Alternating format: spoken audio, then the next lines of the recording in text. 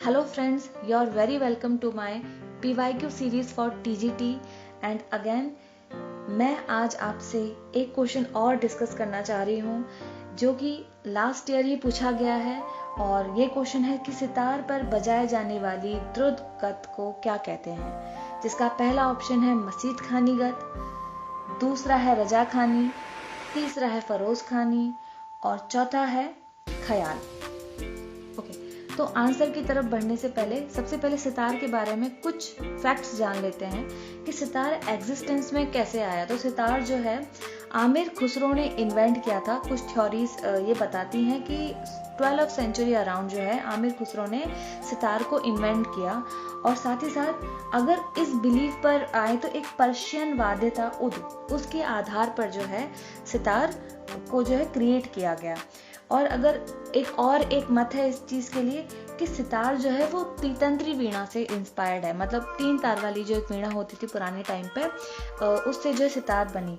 और अगर मैं आऊँ कि मदर ऑफ ऑल तार वाद्य, सो मदर ऑफ ऑल तार वाद्य जो है वो वीणा है, वीणा से ही जो है ज्यादातर तार वाद्य बने। ठीक है, जैसे कि तानपुरा हो गया, सितार हो गया, सारंगी हो गया। तानपुरा जिसमें कि 4 तार होते, सितार जैसे कि 7 तार होते हैं, ऑफ कोर्स नाम से ही पता लग रहा है। और सारंगी यानी कि इसमें 29 तार होते हैं जिसमें कि 4 तार मेन होते हैं। ओके, और सितार को जो है मिजराब से बजाया जाता है, साथ ही साथ सितार को सहतार भी बुलाया जाता है। अब बात करते हैं कि इसमें क्या क्या प्ले होता है। तो इसमें जोड़ आलाप प्ले होता है, कर्ण प्ले होता है, मीड प्ले होता है, जमजमा, झाला, तोड़ा, ये सब जो है इसमें प्ले किया जाता है। कर्ण को वेस्टर्न म्यूजिक में अप्पोजिचुरा या फिर कपलेट के नाम से जाना जाता है। अप्पोजिचुरा जिसकी स्पेलिंग है APPOGICHURA और कपलेट यानी कि COUPLET। और रही मीड की बात तो इसको भी वेस्टर्न म्यूजिक में स्लर के नाम से जाना जाता है, विच इज SLUR। और इसको अगर समझना है तो बस इतना याद रख लो, विदाउट ब्रेकिंग वॉइस। बेसिकली अगर इंग्लिश में जब भी क्वेश्चन आता है तो एज इट इज सेम यही वर्ड आते हैं, विदाउट ब्रेकिंग वॉइस। ठीक है, मीड के लिए इतना याद रखना है, विदाउट ब्रेकिंग वॉइस।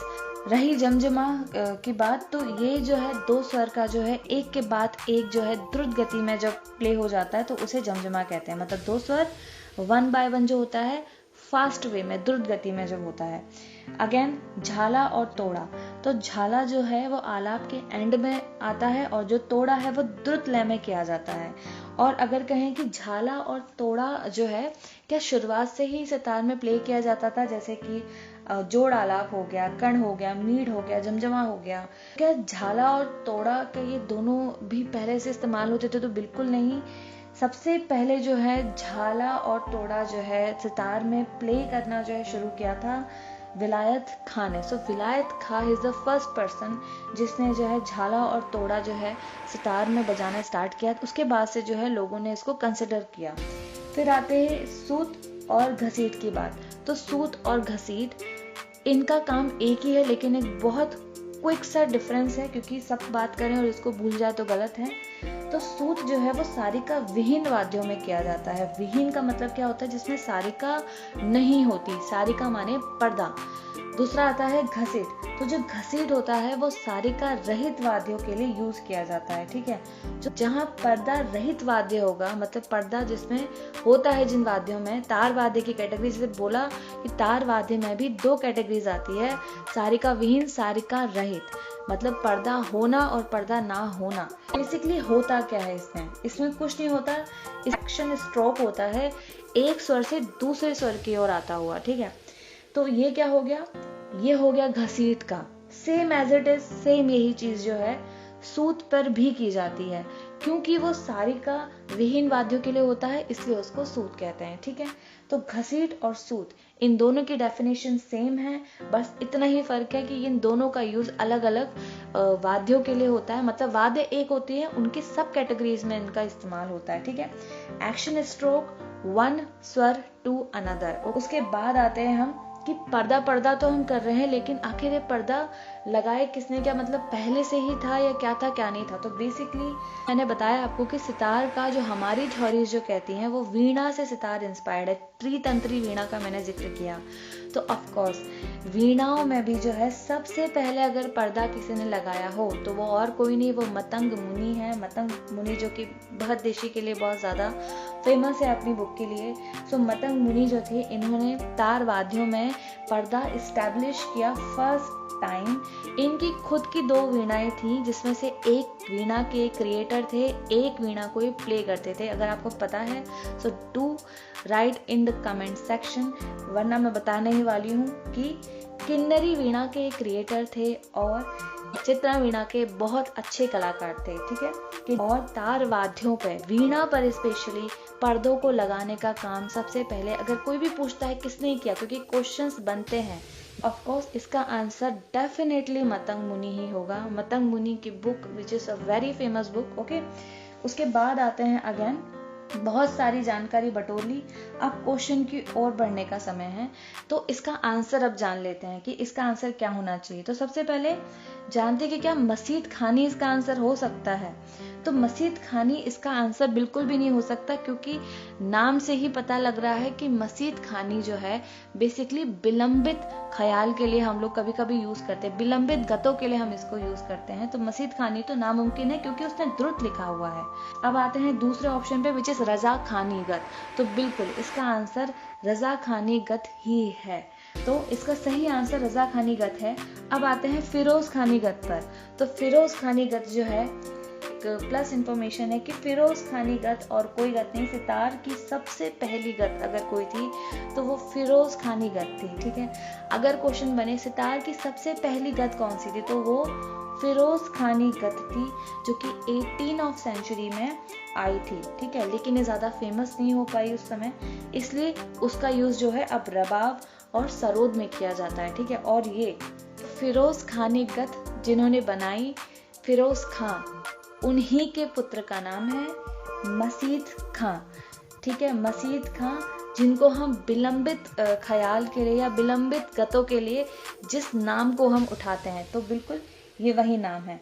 अब आते हैं रजा खानी की तरफ। तो रजा खानी को जो है हम पूर्वी बाज या लखनऊ का बाज के नाम से भी जानते हैं। तो बाज से कंफ्यूज नहीं होना कि बाज वाज, नहीं, बाज मतलब बजाने का तरीका, प्ले करने का तरीका, बेसिकली उसको हम बाज कहते हैं, ठीक है।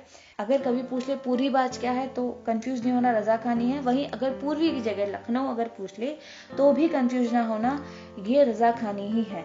और इसकी शुरुआत जो है 7वीं मात्रा से होती है, ठीक है। 7वीं मात्रा से ये स्टार्ट हो जाती है। बेसिकली इन टोटल जो है 16 मात्रा की, 16 मात्रा की जो होती है टोटल होती है। रजा खानी ले लो, मसीद खानी ले लो, दोनों ही जो है 16 मात्रा की होती है इन टोटल, या कह लो 3 ताल होती है, या फिर 8 मात्राओं का सीक्वेंस है जो 2 बार रिपीट होता है। तो एज इट इज, जिसमें कि रजा खानी के लिए 7वीं मात्रा से शुरुआत हो जाती है।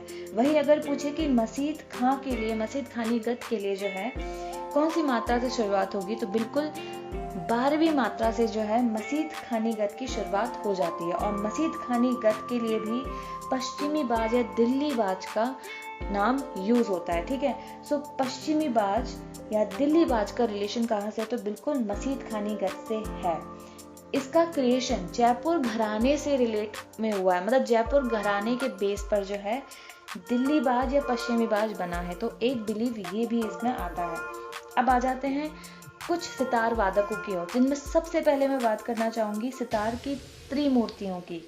त्रिमूर्तियां तो बिल्कुल जैसे कि हम नाटक संगीत में पढ़ते हैं, कीर्तनकारों की पढ़ते हैं, जो कि जिसमें मैंने ऐसा याद किया था TMS यानी कि त्यागराज, मुत्तुस्वामी, और S यानी कि श्यामा शास्त्री। वैसे ही यहाँ पर भी हमको त्रिमूर्तियां देखने को मिल गई है सितार की, जो कि हैं मसीद खां, रहीम सेन और अमृत सेन, ठीक है। सो मसीद खां, रहीम सेन और अमृत सेन, ये तीनों की तीनों क्या है, त्रिमूर्ति हैं सितार की। मसीद खां, रहीम सेन और अमृत सेन। आई होप आप लोग ये सब कुछ जो है नोट डाउन कर रहे होंगे, अपने हाथ से नोट्स बनाओ, जितनी भी इंफॉर्मेशन है नोट डाउन करो, फायदा लो। आई होप आप फायदा ले ही रहे होंगे। उसके बाद मैं आगे के वादकों की बात करती हूँ, जिनमें कि सबसे ऊपर रविशंकर को भूलना तो बहुत बड़ा पाप हो जाएगा, बिकॉज रविशंकर जो है बहुत फेमस पर्सनालिटी है फॉर द सितार।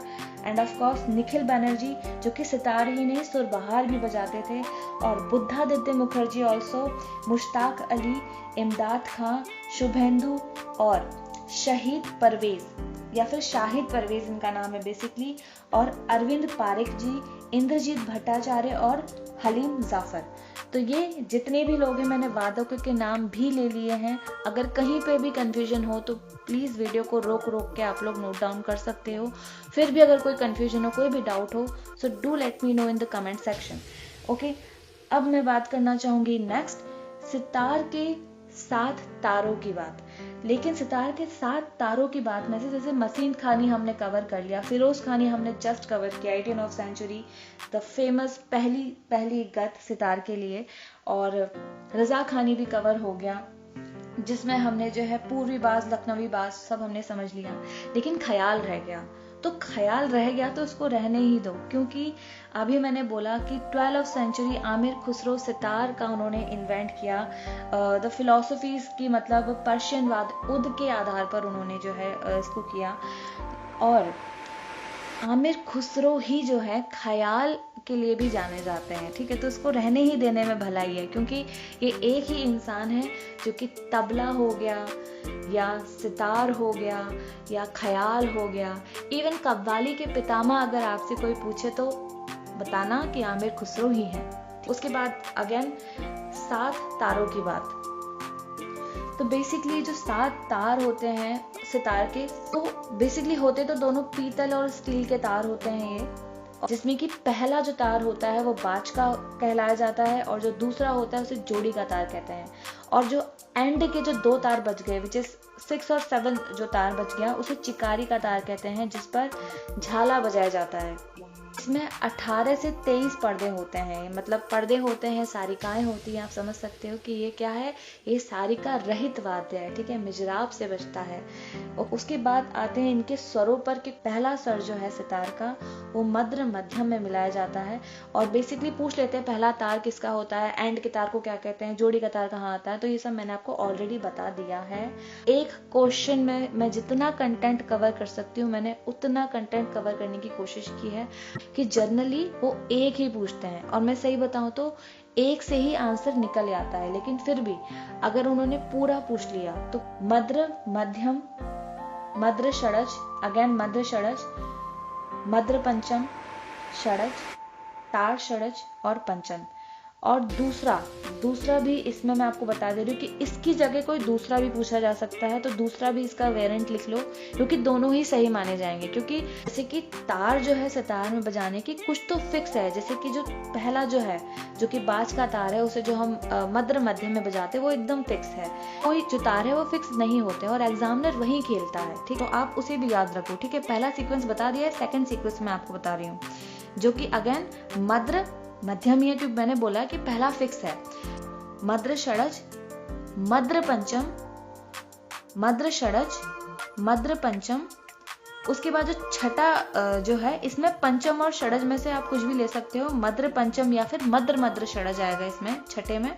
और जो 7वां है इसमें षडज या तार षडज। ठीक है, तो मैं आपको दोनों एक बार अगेन रिवाइंड करा दे रही हूँ, क्योंकि ये बहुत इंपॉर्टेंट है। ठीक है, तो पहला मैंने आपको सीक्वेंस बताया था 7 तारों का, जिसमें कि मध्य मध्यम, मध्य षडज, मध्य षडज, मध्य पंचम, षडज, तार षडज और पंचम। दूसरा सीक्वेंस है इसका मध्य मध्यम, मध्य षडज, मध्य पंचम, मध्य षडज, मध्य पंचम, मध्य पंचम या फिर मध्य षडज। एंड 7 में है षडज या तार षडज। ठीक है, तो मैंने आपको बताया कि इसमें क्या क्या प्ले हो सकता है, कि कौन सी चीज जो है वो पहले बजती है, कौन सी चीज वो एंड में बजती है। तो यहाँ पर भी ट्विस्ट है। तो मैं पहले सीक्वेंस बता देती हूँ। सबसे पहले आलाप यूज होता है, उसके बाद जोड़, फिर झाला, फिर गत। ठीक है, तो पहला सीक्वेंस है, क्योंकि इसमें सीक्वेंस भी पूछा जाता है। ठीक है, तो आलाप जोड़, द्रुतगत और झाला। मेरा काम है आपको दोनों के दोनों सीक्वेंस बता देना, क्योंकि क्वेश्चन जो है रिपीट नहीं होता है बट कॉन्सेप्ट डेफिनेटली रिपीट होता है। और इसी तरीके से विच इज आलाप जोड़, झाला और गत, और सेकंड सीक्वेंस है इसका आलाप जोड़, द्रुतगत और झाला। ठीक है, भी हो सकता है कि इसमें करेक्शंस और इम्प्रूवमेंट रिक्वायर हो, लेकिन हम लोगों को एज एन स्टूडेंट इस पर हमको जो है कंसिडर हमको इसे करना पड़ेगा। And so I hope this video will helpful for you. Sitar से संबंधित छोटी मोटी जानकारियां उम्मीद है आपको पसंद आई होगी और आपकी थोड़ी सी इसमें मदद हो गई होगी। So thank you so much and best of luck.